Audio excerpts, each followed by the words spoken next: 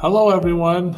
Today we're going to use the distributive property to further develop our skills for solving more and more complex equations. So let's get started. The problems here that we need to work first in our bell work. So if I go to the next slide, I've shown you what the next step is going to be after I multiply both, I'll get rid of all the parentheses and then start combining the like terms. So number 1 would end up being negative 16x minus 48. Number 2 would have these 4 terms in it that still need to be further combined. So let's go ahead and do that. So we've got negative 1x and 2x that are the same term, or we're going to combine those two like terms. So negative 1 plus 2 is 1x, and then 6 minus 16 is minus 10. So that's what number 2 is. Number 3, we've got 3.2b plus 2.7b. If I combine the 3.2 and the 2.7, I end up with 5.9b. So it's very convenient for them. Okay, so let's move on. So we're going to solve equations with the distributive property, as I mentioned at the beginning. So here's a little set of rules. First, you're going to distribute, get rid of any sets of parentheses in our problem. Then we'll combine all of the like terms. And you can think of that as adding or subtracting from both sides or to both sides. Or it's the same as if you move any term from one side of the equal sign to the other, it's the same as flipping its sign. It becomes its opposite. And then the last step, of course, is to multiply or divide both sides, so that we can simplify the problem to its simplest form. So here's a good problem to start with. We've got negative 90 equals 2 times negative 3 plus 7a. So let's grab a nice color to work with here. So we're going to do 2 times negative 3 and 2 times 7a, which will equal negative 6. Negative 6 plus 14a. And then over on the left side of the equal sign, we have negative 90. All right, so to solve this further, we need to add 6 to both sides. Add 6 to both sides. We end up with negative 84 equals 14a. And so now I just need to divide both sides by 14.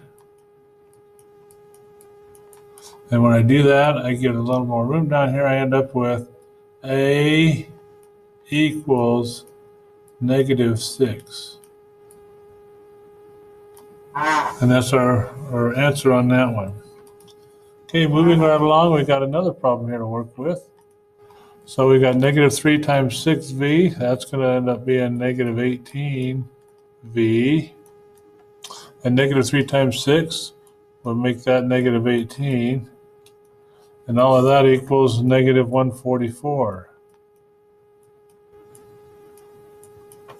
All right, so now let's add 18 to both sides. Add 18 to here. Add 18 to there. This side cancels, and we have negative 18v. And that equals what negative 144 plus 18 is.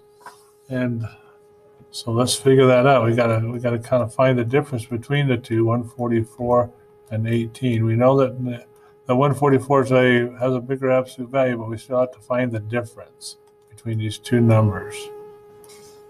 So 14 minus 8 is 6, 3 minus 1 is 2.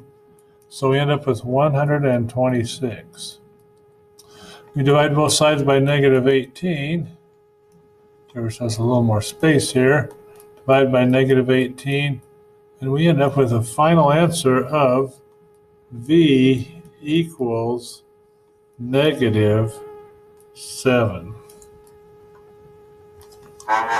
Okay, good. How about a problem like this? We've got to get rid of some parentheses and combine like terms, and then do our final step by getting the variable by itself. So let's start and multiply negative 6 times 1. And what does negative 6 times 1 equal? Well, it's negative 6.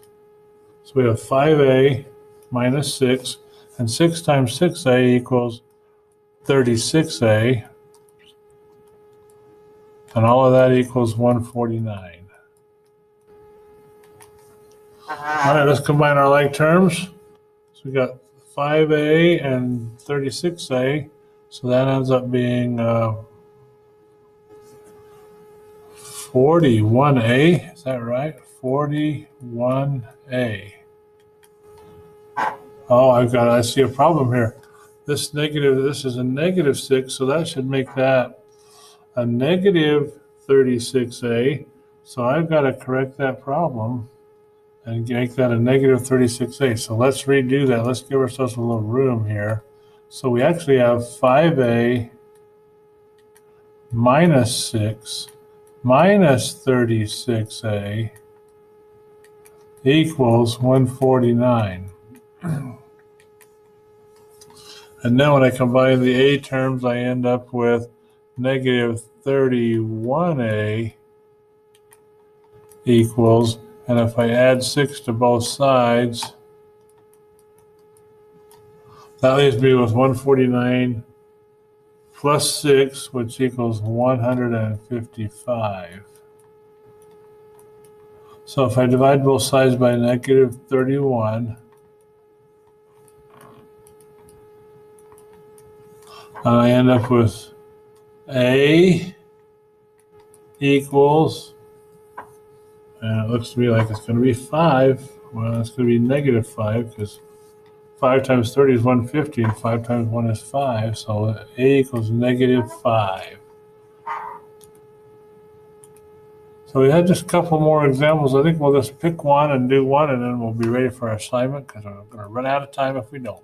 So 3 times 7 in, that's going to be 21 plus 21n plus 7n equals 217.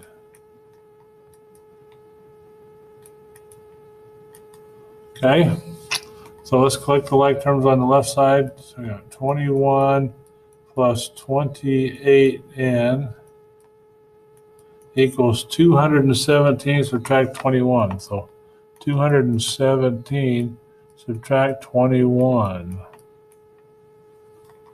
So if we take the 1 off that 2 and carry it up, then now we have 7 minus 1, which is 6. 11 minus 2, which is 9. And we still have the number 196. So we've got 28n equals 196. So if I divide by both sides by 28, I end up with, don't tell me, I've got to make that 28. Divide by 28, we end up with n equals 7. You won't believe it, I'm so excited. Thank you very much.